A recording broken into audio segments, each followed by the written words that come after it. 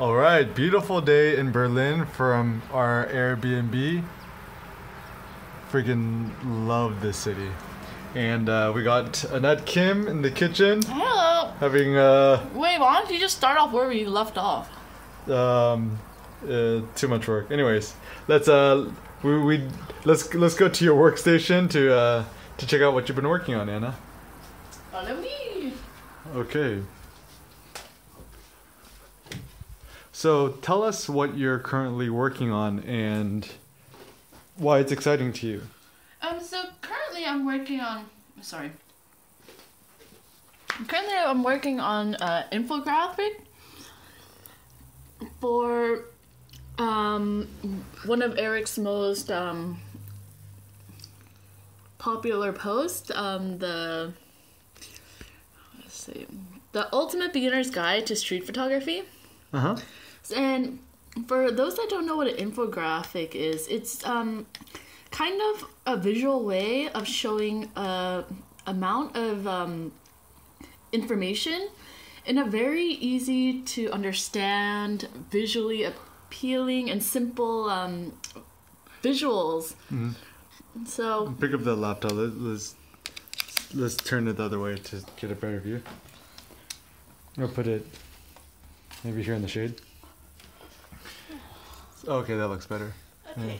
So And yeah, scroll through what you've been working through right now. oh, well, it's a work in progress right now. So I'm just trying to figure out the layout currently. Uh-huh. So and Scroll to the top again. oh, I mean this is just kind of just general notes before. And as so I guess this is an idea to show people kind of how to be fluid and flexible when you're doing creative work. Mm-hmm. So here's kind of like my mental process. You know, first I didn't really know where I was going with this, so I just had text, and then thought about color palettes. Then I had the idea like, oh, maybe I could do these like kind of break it up into like very symmetrical and have like either text or images here. And then here's another idea I thought of to do the text and a combination of visual images. And I guess maybe thinking of how to break up the information so people can very easily read everything. And then here's another idea I'm currently working on. And then here's my little color palettes. So, and then the idea behind this also kind of works very similar to, I've been really into Bauhaus. Bauhaus is just, to summarize it, it's one of the most base and simplest art forms for design, architecture, art, what have you. And it's this idea of being very effective with like ultimate simplicity. So effective simplicity. And making an infographic really ties in with that because there's so much information that you have to kind of condense into the most simplest way of stating it, so there's no room for confusion and people are able to retain the information like that. So, you know, a kind of example here is so juxtaposition is putting two elements together that contradicts one another. And here I just have, you know, like images. So there's a sad face, a happy face and a sad face, and emotions and physical. A normal guy and a very cuddly one. Very PC of you. Scroll down. And you know, like colors. So you see opposite colors here. So why did you choose those colors? Oh well, these are opposite colors for the rainbow, and opposite colors are there's the color wheel that people you've been exposed to, and in the color wheel there's the colors opposite of each other, so it'd be like red and green, yellow and purple, orange and blue. So anything opposite of the color wheel, they're called complementary or opposite colors. And this is one kind of a color theory idea that you can apply into your photographs. So you see how each of these colors really pop out and stand out. So that's the effect of putting two complementary colors next to each other. So having somebody wearing like an orange shirt against a green background. Or a blue background. Against a blue background. And red against green. Red against green. Purple against yellow, and so on. It really makes it pop out. And what's that emotion section? So this is another thing.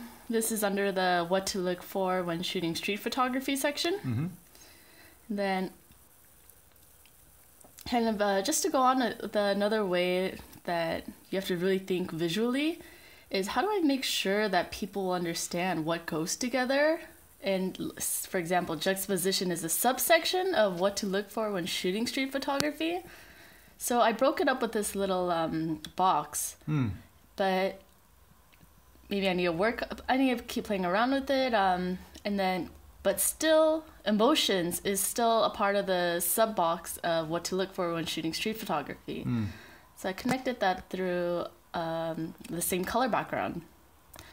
Anyways, emotions is another thing that you want to look for when shooting street photography. And even just like a very simple image is these arrows, you know, this is what you're looking for. Body language and facial expressions when looking for the human condition through strong emotions. That's just some ideas I'm playing around with. Nothing's. And where are some of the other tabs you have open right now? Well, here is kind of some images I have for the. So did you make these yourself? Yes, I did everything. So explain the logos or the symbols. Illustrator. And you made these all by hand? You didn't just take them off the internet? No. So I did make everything fresh through Illustrator. Ooh. I love these little composition lines too. So here's some things that you saw: the smiley face, sad face, non-cuddly man and cuddly man. Here's one of the opposite color guys. And then a couple more for a few more ideas. And then this is what you should... There's one technique for those that are scared of shooting photographs or shooting strangers on the street. Just to ask them. So here, this is you asking, can I take a picture of you? The person on the street's like, yes or no. Yes. So it's kind of, very minimalist way of explaining something that is really easily understood right away. And what's the first tab you have all the way on the top? Those other tabs. So this is so can you show us what this was? Like a Bauhaus style, kind of an overlay of one of Eric's most well-known images of the. What is this title? Is there a title? You could just title Elegance, Woman with Umbrella in Seoul, Korea. It's a working title. Anyway, so what I did was I kind of broke it up into the visual composition lines. So here's kind of like the eye perspective and like the broken up lines. And then from there, I kind of put these, followed the lines of this. Maybe you could see.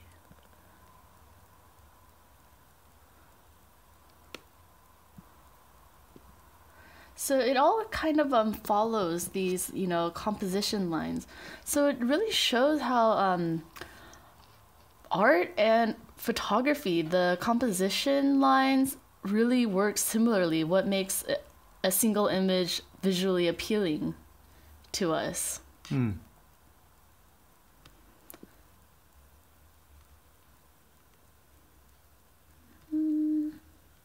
And this is the same version, but kind of inverted colors, so cool. Black and white. So go back to the first version, Anna. So this is cool. Can you make that layer just like lower the opacity to see the image underneath it, just to see it? So just that, but just lower the opacity.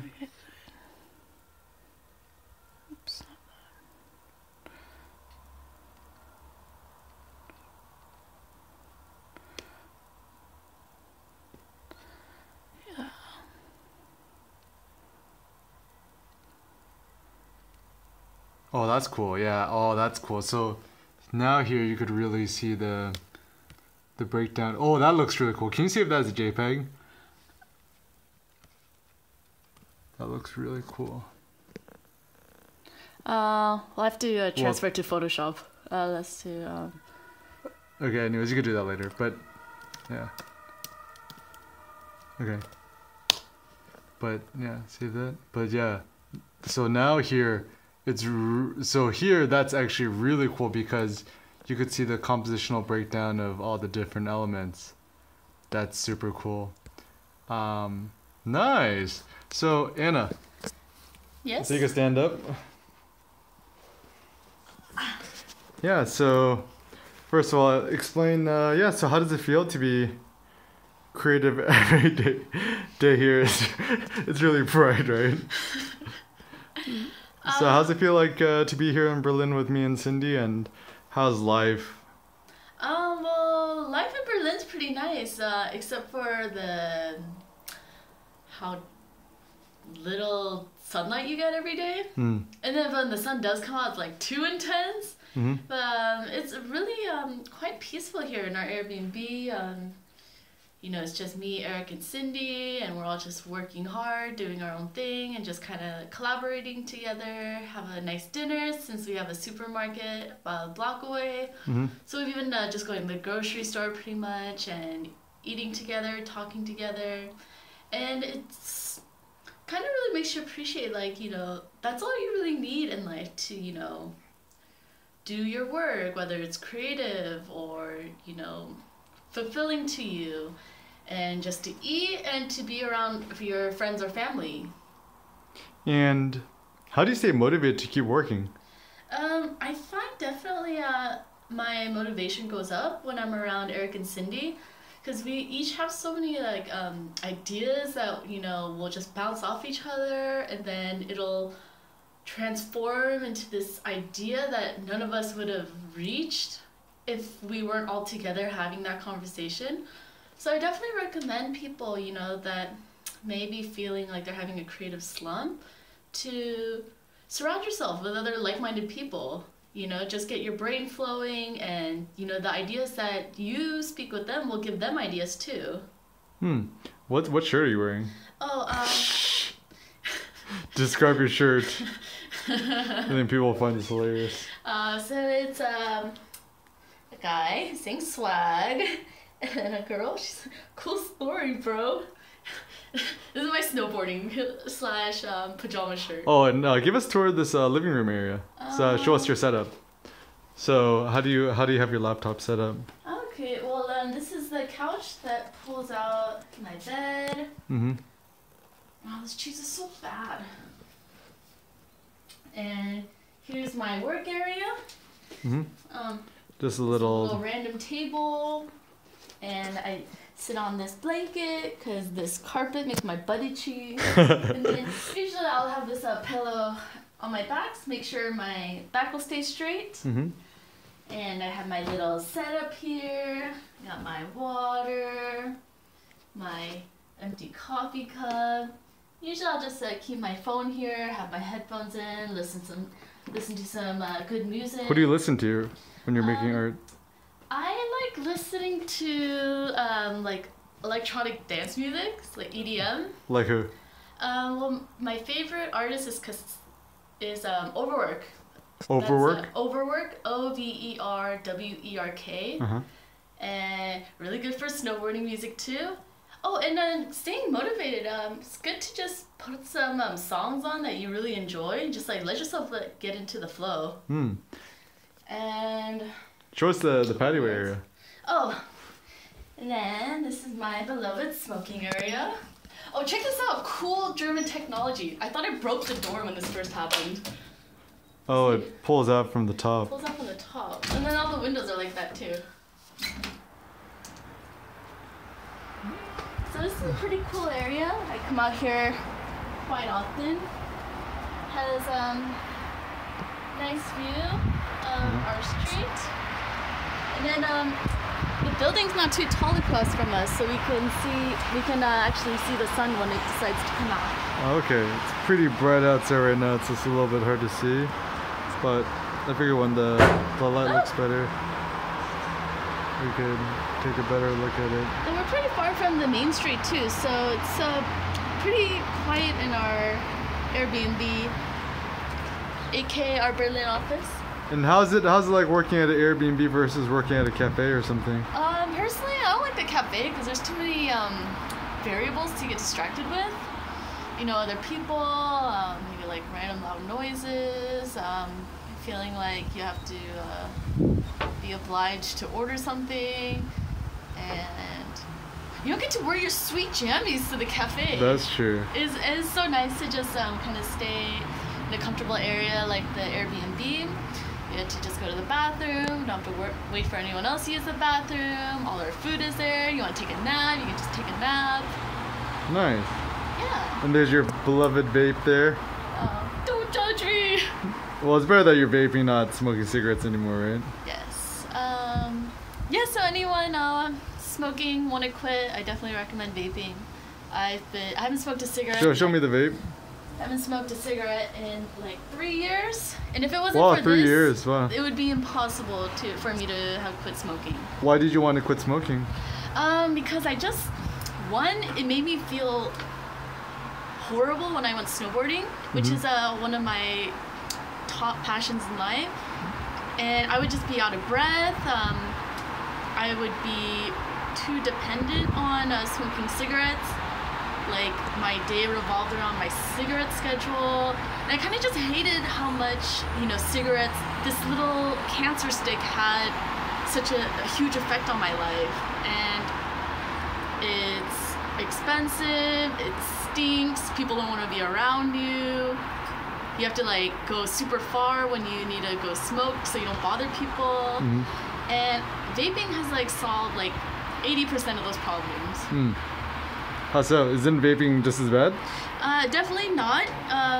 Well, it's still early invention, so there hasn't been long-term result.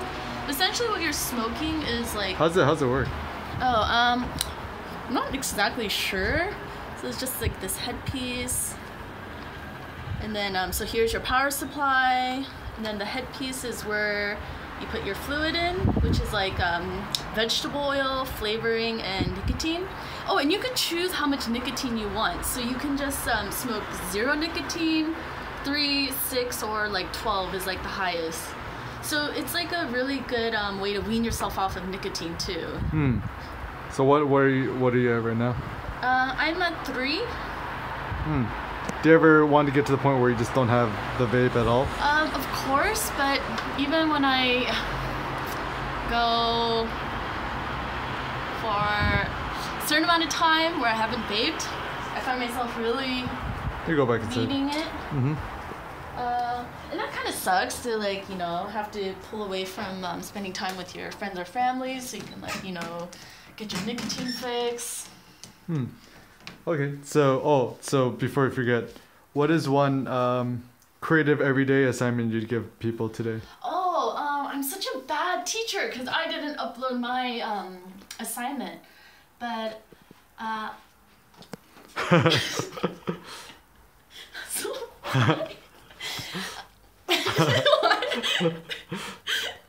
So my assignment is kind of keeping in with the minimalist theme, is to, oh jeez, I should have thought of this earlier.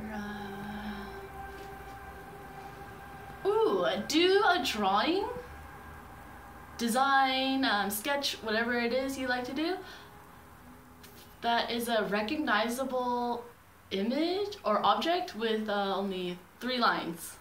A recognizable object with only 3 lines? Yes. Okay, and then where can people share it? So we will put a link down below for the Eric Kim forum. So you can get there by going to erickinphotography.com, and then click the blog, and on the right tab there will be a drop down, and go to the forum. And it's under the purple section for inspiration now. Okay, yeah, high five, Anna. Woo! Okay. See you guys later. Bye-bye.